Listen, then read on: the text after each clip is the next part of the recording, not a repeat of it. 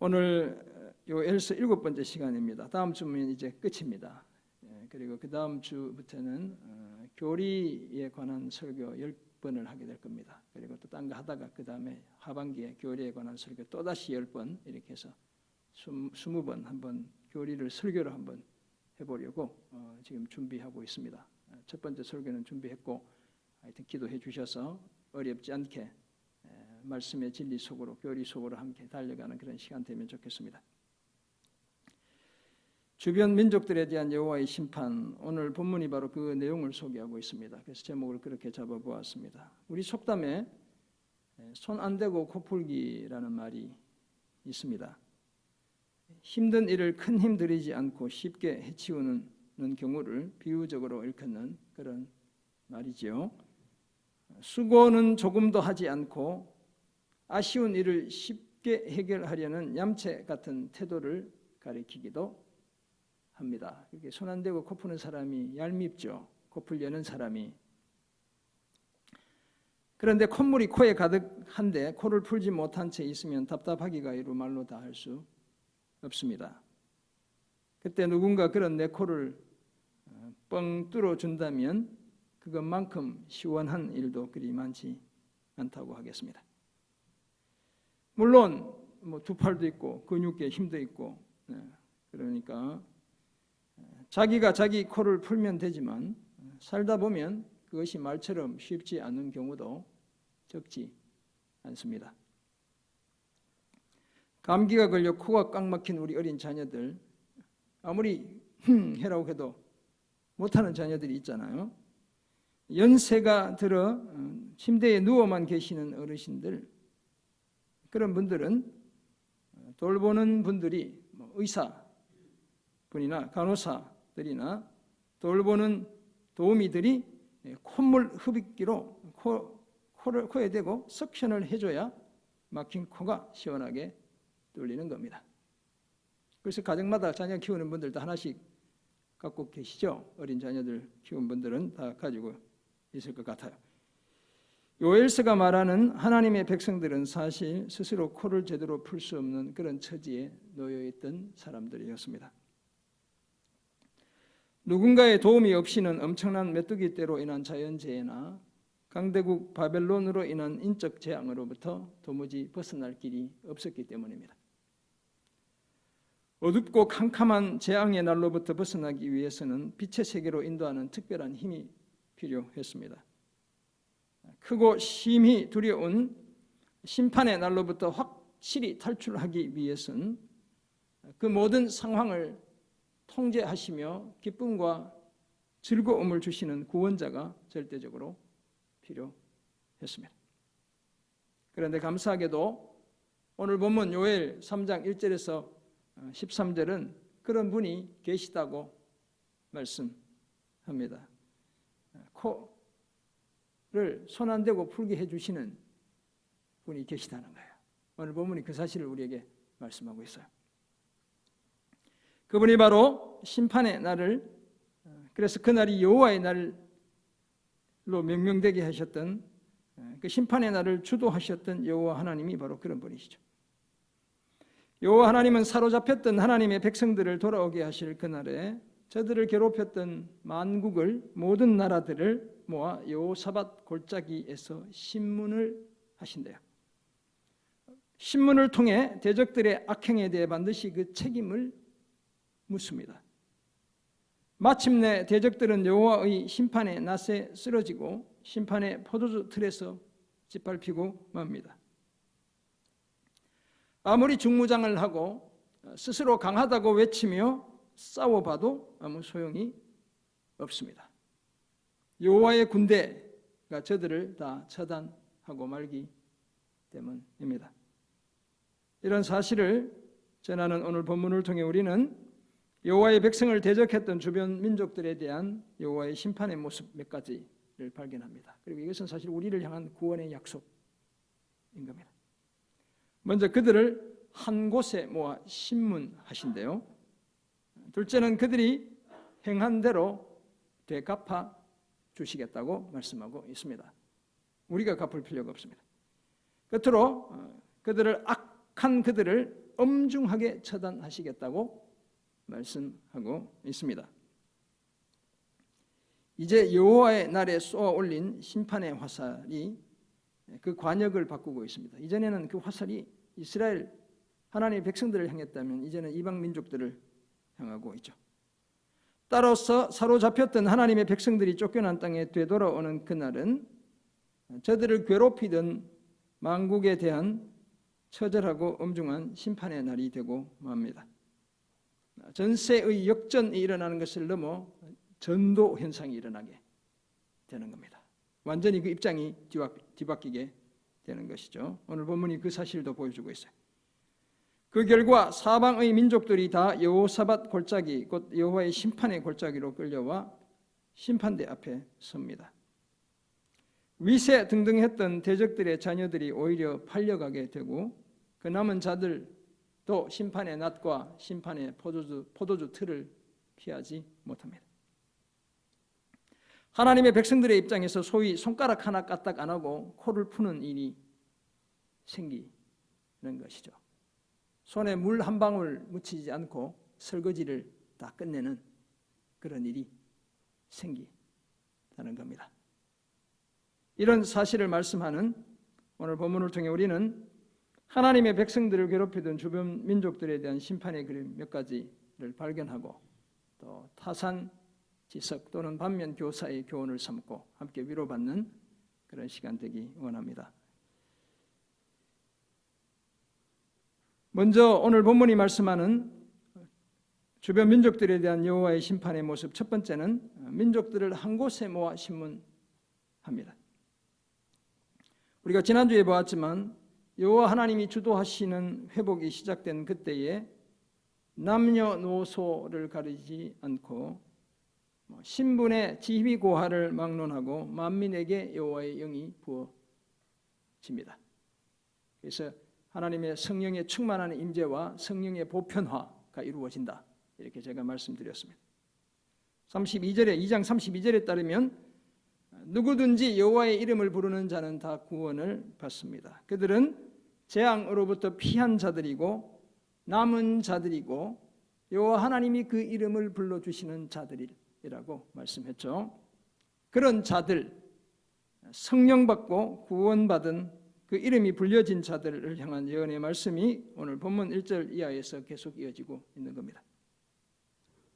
1절 보면 보라 그날 곧 내가 유다와 예루살렘 가운데에서 사로잡힌 자를 돌아오게 할 그때에 하나님이 선지자를 통해 먼저 보라 라고 말씀하고 있죠.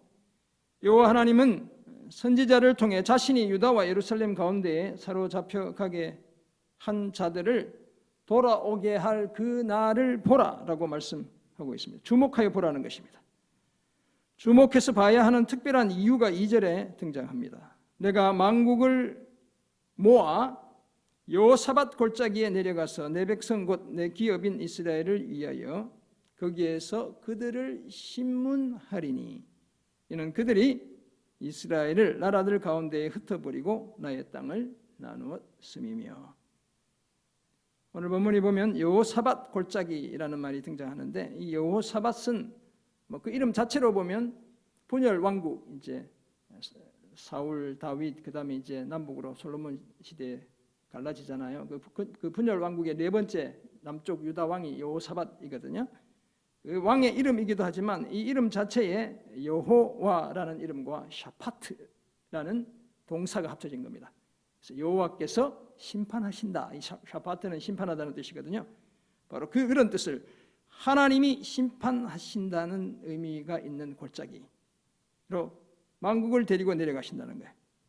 그래서 여호사밧 골짜기의 또 다른 이름이 3장 14절 다음 주에 보게 되겠지만 심판의 골짜기로 명명되고 있습니다.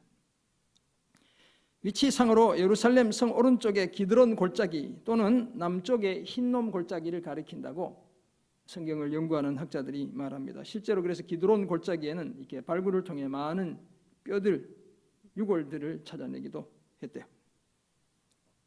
그곳으로 여호와께서 만국을 모아 데리고 내려가시죠.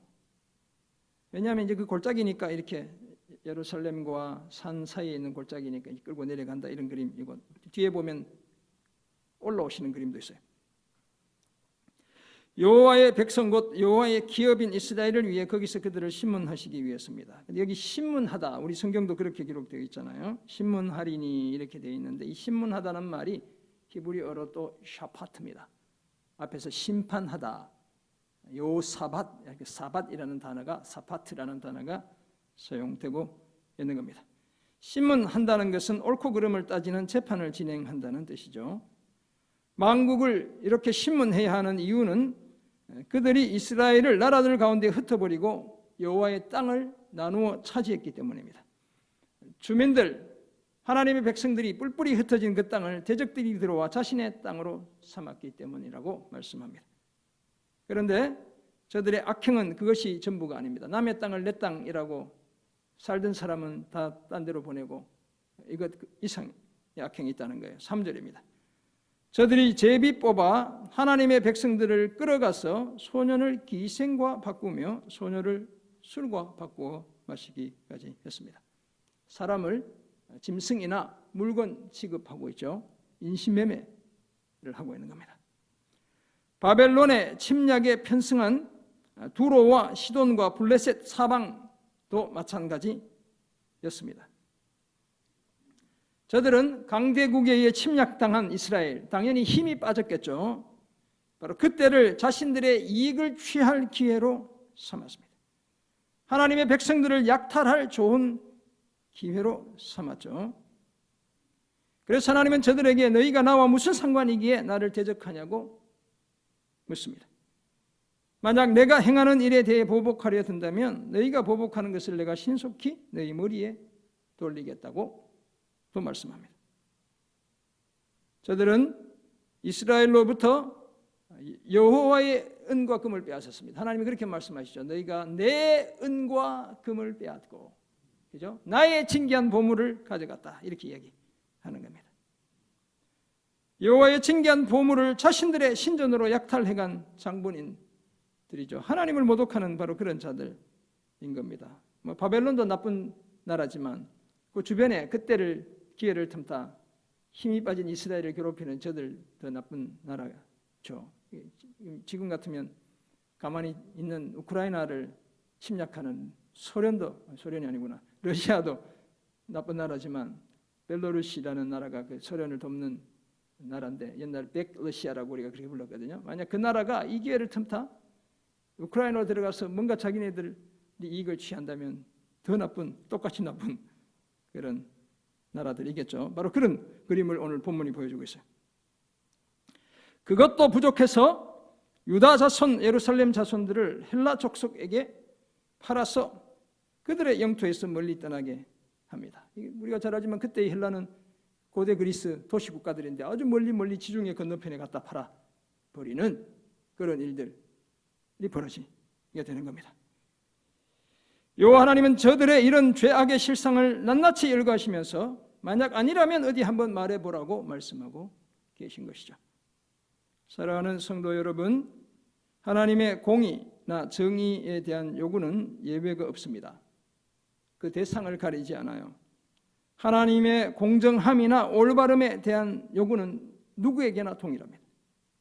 우리 하나님은 결코 불공정하시거나 불공평하시지 않죠. 하나님은 편향적인 분이 결코 아닙니다. 하나님의 택한 백성 이스라엘도 하나님의 심판의 도구로 사용되었던 바벨론이나 이방 민족도 다 하나님의 공의와 정의의 요구를 만족시켜야만 했습니다. 그리고 그것은 오늘 은혜의 시대를 살아가는 저와 여러분에게도 마찬가지인 겁니다. 하나님 앞에 불의하고서야 불공평하고서야 이 땅을 제대로 살아갈 수 없죠. 예수님의 십자가는 우리 인간들뿐만 아니라 하나님 스스로도 이 공의와 정의의 요구를 만족시키고 계시다는 사실을 우리에게 보여주는 결정적인 예라고 하겠습니다. 사실 모든 인류는 하나님의 심판대 앞에 서서 하나님의 심문을 받게 됩니다. 계시록이 그 그림을 보여주죠. 최후 심판의 날에 크고 흰 보좌에 앉으시니가 온 세상을 심판하시죠. 죽은 자들이 큰 자나 작은 자나 다 그 보호자 앞에 서 있고 책들이 펼쳐져 있대요. 다른 책들 곧 생명책도 펴져 있다고 12절이 말씀합니다. 죽은 자들이 자기 행위를 따라 책들에 기록된 대로 심판을 받는다고 말씀하죠. 그 심판의 날에 심지어 사망과 음부도 불못에 던져지는 심판을 피하지 못합니다. 죽음의 권세까지 심판을 받게 된다고 말씀하죠. 그리고 15절 무슨 말씀이죠? 누구든지 생명책에 그 이름과 행위가 기록되지 못한 자들은 다 어디에 던져진다고요? 불못에 던져진대요. 이게 물리적인 불못인지 불못같이 엄청난 형벌의 장소인지 우리가 잘 알 수는 없지만 그런 비참한 운명을 맞이하게 된다는 사실을 말씀하고 있어요. 그렇다면 여호와의 날에 여호사밧 골짜기에서 벌어지는 최후의 신문은 우리 하나님의 자녀, 예수를 믿는 자녀들에게는 구원을 확정짓는 신문의 날인 겁니다. 그래서 우리가 두려워할 필요가 없어요. 죄가 없다고, 너는 천국 가도 된다고 주님이 땅 해주시는 그런 날이에요. 반면에 하나님을 대적했던 주변 민족들에겐 죽음을 확정짓는 신문이죠. 만국이 한 곳에 모여 자신들의 악한 행위에 상응하는 처벌을 받게 됩니다. 그러므로 우리는 그날을 기다리며 우리 스스로 재판자가 되지 않아야 되겠습니다. 조금 답답하고 억울해도 하나님께 신문을 맡겨드리며 살아가야 합니다. 우리 하나님이 역사의 주인이심을 분명히 해야 하죠. 지금 푸틴이 자기가 역사의 주인공인 것처럼 행사하는데 그게 아니라 하나님이 주인이심을 분명히 해야 되죠. 그래야 악순환의 고리를 차단하고 참된 구원에 이룰 수 있습니다. 여호와 하나님께서 만국을 한 곳에 모아 신문하시는 그날 우리 모두는 생명책에서 그 이름과 그 선한 행위를 확인하게 되는 그런 하나님의 사람들로 우뚝 서시기를 주님의 이름으로 축원합니다. 아멘. 오늘 본문에서 발견하는 주변 민족들에 대한 여호와 하나님의 심판의 두 번째 모습인데요. 민족들이 행한 대로 되갚아 주십니다. 오늘 본문 7절, 8절이 그 사실을 말씀하고 있습니다. 먼저 7절, 보라 내가 그들을 너희가 팔아 이르게 한 곳에서 일으켜 나오게 하고 너희가 행한 것을 너희 머리에 돌려서. 1절에 하나님은 선지자를 통해 다시 보라, 히브리어로 보면 히네이라고 하거든요. 주목해서 한번 봐라, 주님이 이렇게 말씀하시는데 하나님이 주도하시는 새 역사를 한번 주목해서 보라고 요청하고 있습니다. 그 역사는 다름 아니라 사면의 대적들이 팔아넘긴 하나님의 백성들을 그 팔려간 곳에서 일으켜 다시 나오게 하는 것이죠. 포로에서 해방되게 하시다는 겁니다. 거기에다 민족들이 행한 못된 짓들을 저들의 머리에, 악한 주변 민족들의 머리에 되돌려 주시는 것이죠. 그리고 8절이 이어집니다. 너희 자녀를 유다 자손의 손에 팔리니. 입장이 이제 바뀌었죠. 그들은 다시 먼 나라 스바 사람에게 팔리라. 여호와께서 말씀하셨느니라. 너희가 팔았던 유다 사람들이 그 사람들에게 오히려 내가 너희 자손을 팔고 너희 자손을 산 유다 사람들이 먼 나라 스바 사람에게 팔 것이다. 주님이 이렇게 말씀하시죠. 먼 나라 스바 사람은 아랍 상인들을 가리킵니다. 어디로 끌려갈지 또 모르게 팔아버리겠다. 주님이 이렇게 말씀하는 거예요. 어떻게 보면 하나님은 때로 참 무섭죠. 무서운 분입니다. 늘 은혜만 사모하고 사니까 그냥 은혜로운 분이기도 하지만 참 무섭죠. 우리가 살아온 날들을 돌아보면 주님이 나를 사랑하시기 때문에 나한테 무섭게 하셨던 그런 과정들이 우리가 다 있어요. 때로는 무서운 분이죠. 왜냐하면 사람들의 죄에 대해 반드시 그 책임을 물으시기 때문에 그렇습니다. 그래서 불순종을 일삼던 하나님의 백성들이 자연재해와 인적 재앙을 통해 모진 고난과 시련을 당해야 했습니다. 여러분, 이스라엘은 이 예언이 성취된 때로부터 1948년까지 나라가 제대로 없었어요. 2000년간을 고통을 당하며 사는 거예요. BC 580년대부터 AD 1948년까지 나라 없는 민족으로 살아야 했다고요. 하지만 우리는 그 속에서도 하나님의 한없는 자비와 사랑을 발견하기도 합니다. 비록 자기 백성들을 심판하시지만 그렇다고 해서 무자비하게 자기 백성들을 다루는 민족을 그냥 내버려 두시지 않기 때문이죠. 하나님의 도구로 사용되었던 대적들의 과도함에 대해서 철저하게 책임을 묻고 있는 겁니다. 그래서 하나님은 심판의 도구였던 바벨론도 다 무너지게 하셨죠. 오늘 본문에 등장하는 주변 나라 두로, 시돈, 블레셋도 마찬가지입니다. 불의한 나라들은 하나님의 엄중한 심판을 결코 피하지 못했고 역사의 뒤안길로 다 사라지고 말았습니다. 사랑하는 성도 여러분, 살다 보면 가혹하다고 여겨질 만큼 심각한 어려움을 당할 때도 있습니다. 한 번의 작은 실수 때문에 큰 대가를 치러야 할 때도 있죠. 때로는 누군가의 모함으로 인해 억울한 희생양이 되어야 할 때도 있습니다. 너무나 어처구니 없는 일들로 인해 세상 사는 것이 참 무섭게 느껴질 때도 들어 있습니다. 이런 상황에 처해 있을 때 우리의 가장 큰 적은 과연 무엇일까요? 제가 설교를 준비하면서 이런 생각해 보았습니다. 조급함, 조바심이 가장 큰 적이다. 가장 위험한 적이다. 왜냐하면 이 조급함, 조바심은 우리의 불신앙, 하나님을 믿지 못하는 마음과 밀접하게 연관되어 있기 때문이에요. 조급함을 이기지 못하면 하나님의 때를 기다리지 못하죠. 그럼 어떻게 됩니까? 내가 직접 재판관이 됩니다. 나아가면 어떻게 돼요? 내가 직접 그 재판의 집행관이 되는 거예요. 엄청난 일이 일어납니다. 그러면 일이 어떻게 될까요? 그 결국이 더 그르치죠. 상황을 더 악화시킬 뿐입니다. 그래서 바울은 남을 판단하는 것은 그 판단으로 자신을 정죄하는 것이다 라고까지 말하고 있습니다.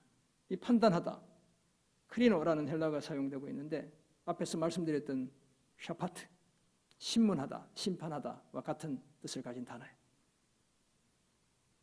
남을 신문하고 심판하는 것은 그 신문과 그 심판으로 자신을 정죄하는 것이다 라고 말씀하고 있어요. 성경은 입법자와 재판관은 오직 하나님 한 분이시고 능히 구원하기도 하시며 멸하기도 하신다고 말씀합니다.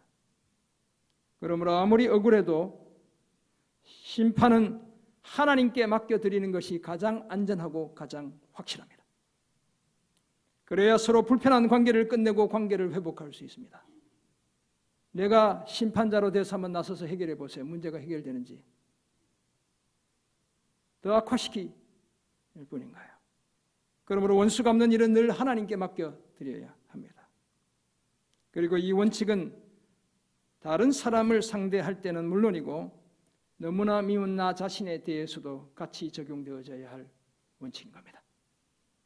내가 스스로 못마땅해질 때 있죠. 내 자신에 대해 한없이 실망할 때 있잖아요.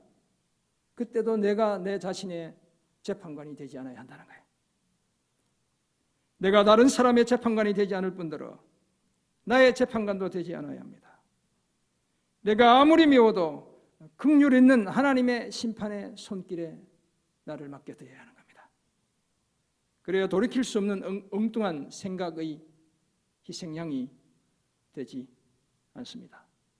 혹시 죽고 싶은 분들 계실 수 있잖아요. 내가 나의 재판관이 되는 거예요. 하나님께 맡겨드려야 하는 겁니다. 함부로 그런 생각하지 않아야 되죠. 내가 내 삶의 집행관이 되는 거예요. 너무너무 무서운 일이죠. 원수 갚는 일은 행한대로 되갚아주시는 하나님께 맡겨드리고 묵묵히 사명의 길을 계속 걸어가는 우리 모두가 되기를 주님의 이름으로 축원합니다. 아멘. 오늘 본문에서 발견하는 마지막 사실로 악한 민족들을 엄중하게 처단하십니다. 9절 이하가 그 사실을 말씀하는데요. 여호와 하나님은 모든 민족에게 이렇게 선포하라고 하셨습니다. 제가 조금 의미를 살려서 전해보면 전쟁을 준비해라. 용사들을 무장시켜라. 병사들을 소집해 공격을 개시해라. 어디 한번 나와 전쟁을 치러보자며 대적들을 우리 하나님이 도발하고 계신 거예요. 니네들 그렇게 힘세고 잘났니?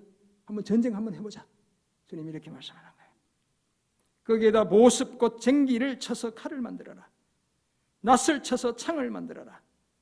약한 자는 이르기를 나는 강하다고 외치라고까지 말씀하죠. 사실 성경이 칼로 쟁기를 만들고 창으로 낫을 만드는 평화의 시대의 도래를 곳곳에서 구약에서 이야기하고 있는데 오늘 이 요엘서는 거꾸로예요. 이방의 민족들을 향해 니네들이 그래 낫으로 한번 창 만들어봐. 쟁기로 칼을 한번 만들어봐. 무기 잔뜩 중무장하고 어디 한번 전쟁 한번 일으켜봐. 주님이 이렇게 이야기하시는 거예요. 사면의 민족들을 향해 너희는 속히 와서 모이라고도 하시죠. 그러는 사이에 3장 11절 하반절 뒷부분은 선지자의 고백이에요. 이 전쟁을 바라보며 여호와여 주의 용사들로 그리로 내려오게 하옵소서 이렇게 기도하는 거예요. 여호사밧 골짜기에 지금 한판 큰 전쟁이 벌어지게 되어 있죠. 하나님의 군대를 요청하는 선지자의 호소가 거기에 담겨 있어요. 여호와 하나님의 도발은 12절에서도 계속되죠. 민족들을 향해 일어나 여호사밧 골짜기로 올라오라고 하십니다. 여호와께서 거기에 앉아 사면의 민족들을 다 심판하시기 위해서입니다. 여기 심판하다는 말도 앞에서 사용되었던 신문하다 똑같은 단어가 사용되고 있어요. 샤파트라는 단어가 사용되고 있습니다. 드디어 여호와의 군대를 향한 여호와의 명령이 떨어집니다. 곡식이 익었으므로 낫을쓰라. 포도주 틀이 가득히 차고 포도주 독이 넘치니 와서 밟으라 라고 말씀하시죠. 저들의 악이 너무 커서 반드시 저들을 엄중하게 처단해야 했기 때문이었습니다. 이처럼 여호와 하나님은 심판의 골짜기에 심판의 보좌를 펴시고 사면의 민족들을 다 처단하십니다.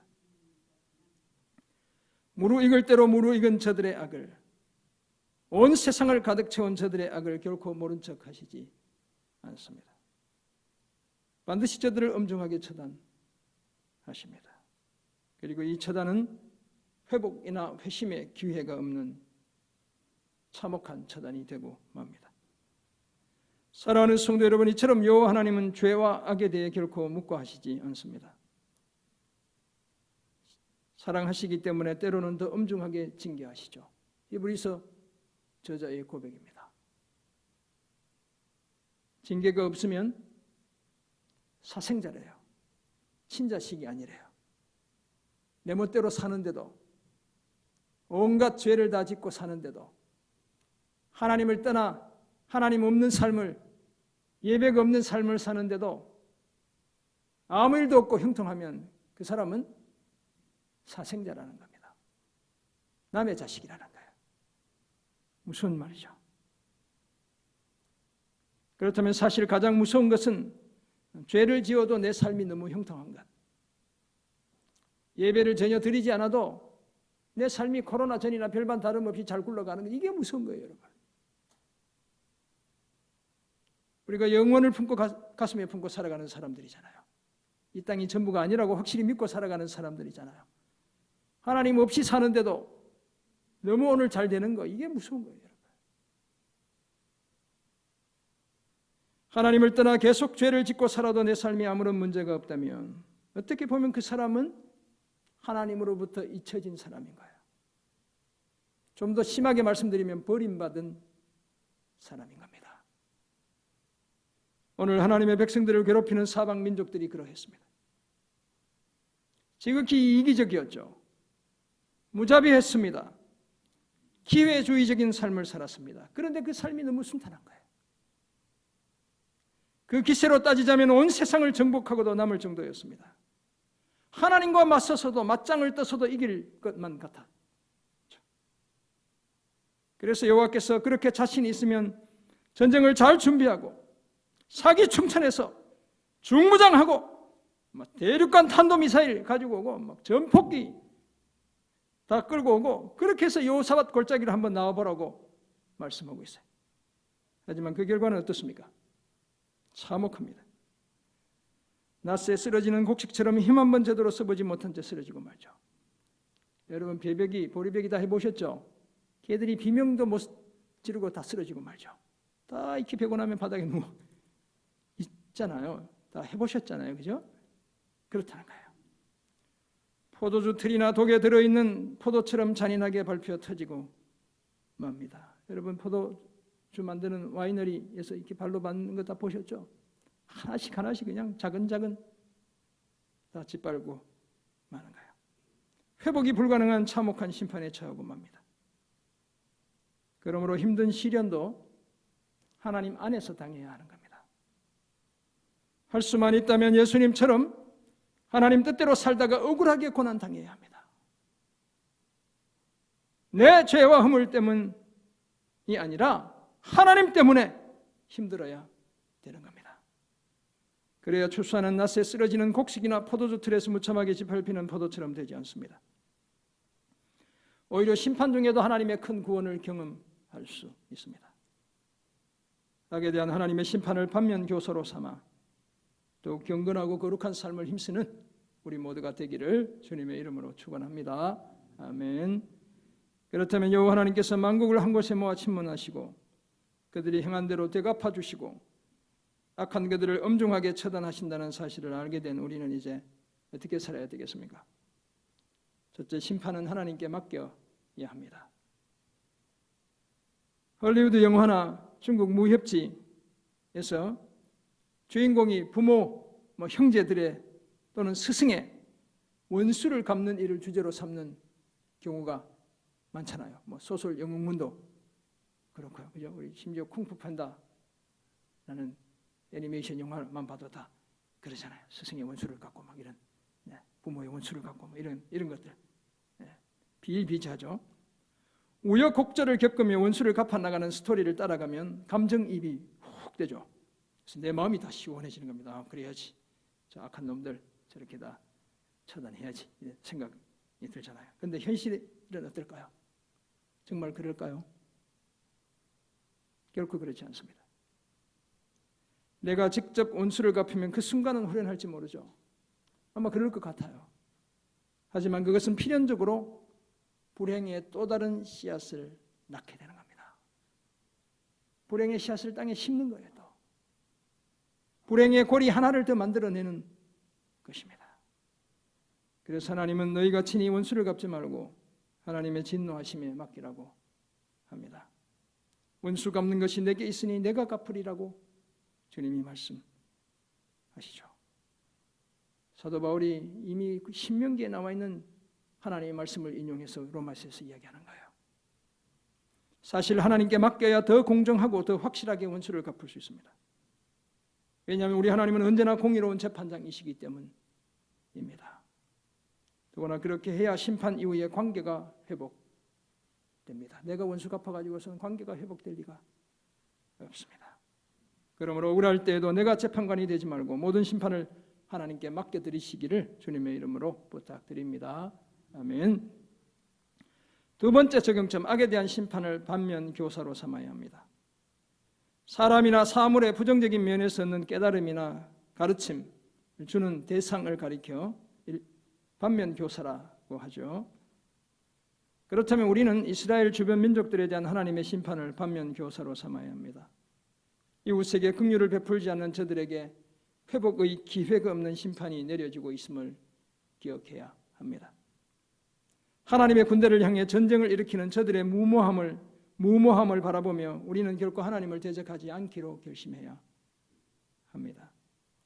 저들을 위해 준비된 하나님의 심판의 낫과 포도주 틀을 바라보며 우리는 그런 것들의 희생양이 되지 않도록 각별히 주의해야 되겠습니다. 이 일을 반면교사로 삼은 우리는 이제 여호와의 긍휼을 의지하고 서로 긍휼을 베푸는 삶을 힘써야 합니다. 하나님이나 이웃과 맞설 것이 아니라 우리의 악한 본성과 맞서 싸워야 될 줄 믿습니다. 그래야 긍휼이는 하나님의 심판을 통해 참된 구원에 이를 수 있습니다. 이런 복된 삶을 힘쓰시는 우리 모두가 되기를 주님의 이름으로 거듭 부탁드립니다. 아멘. 이탈리아 문학의 중심 서사시이자 중세 문학의 위대한 작품이고 불멸의 고전으로 평가받는 단테의 신곡에는 영어로 보면 Divine Comedy 이렇게 되어 있습니다. 결국 이제 희망적인 결과로 끝나기 때문에 그렇게 코미디라는 제목이 붙어 있는데요. 이 단테의 신곡에 따르면 지옥문 앞에 이런 글귀가 적혀 있습니다.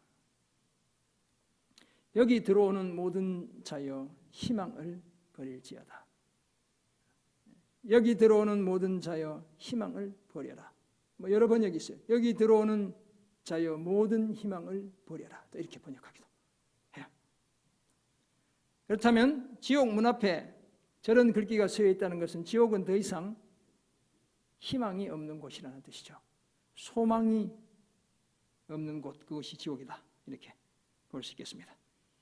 이승과 저승을 가르는 아케론 강을 건너는 순간 현실에서는 요리조리 피할 수 있었던 죄의 무게가 이제는 고스란히 죄인에게 다 돌아갑니다. 마침내 그를 자비 없는 단죄의 칼 앞에 세우고 끝없는 고통으로 벌합니다.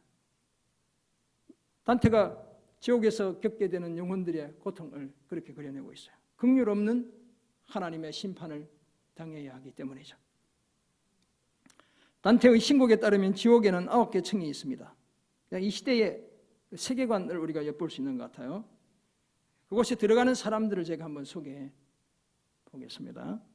분노를 이기지 못한 자들, 화를 내고 잘 못 사귀는, 화를 자주 내는 이런 분들 조심해야 됩니다. 거기에 그런 분들이 많대요. 애욕과 탐욕에 눈먼 자들, 우리 대부분이 여기에 해당되지 않을까 이렇게 생각해 보고요. 폭군들, 가만히 잘 살고 있는 나라 막 쳐들어가서 괴롭히는 스탈린, 히틀러, 요즘 같으면 푸틴 이런 인간들이 아마 거기 가 있지 않을까 이렇게 생각해 봐요.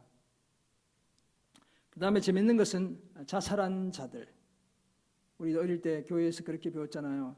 스스로 목숨을 끊는 건 회개할 기회를 얻지 못하고 죽는 거여서 지옥 간다 이런 얘기 했잖아요. 이게 중세의 세계관이었어요. 지금은 물론 학자들이 다르게 해석하기도 하는데 생명의 주권이 하나님께 있다는 것을 분명히 고백하는 그런 세계관이다 이렇게 볼 수 있겠어요. 그 다음에 도둑과 사기꾼들, 사업하시는 분들 세금 잘 내야 됩니다. 어쩌면 천국에서 같이 못 볼 줄 몰라요. 우리 사기치면 안 됩니다. 제대로 살아야 돼요. 그 다음에 더 무서운 건 제가 이제 적용해 드릴 게 이제 몇 가지 있어요. 성직을 사고 판 자들, 서로 목사님끼리 아들들 이렇게 담임 목사 서로 세우고 이런 교회들 막 있거든요. 이상한 교회들, 우리 교회는 그런 교회 아니지만 성직을 파고 사는 거예요. 어디에 있다고요? 단테에 따르면 하여튼 지옥의 9개 층 중에 어디 가 있는 거예요.